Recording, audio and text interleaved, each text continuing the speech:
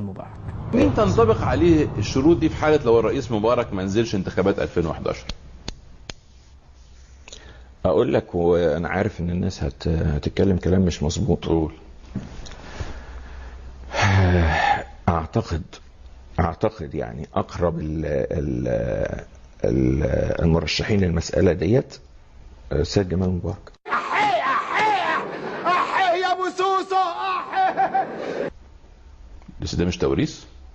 لا، ده مش توريث. احي احي احي يا ابو سوسو احي. ازاي؟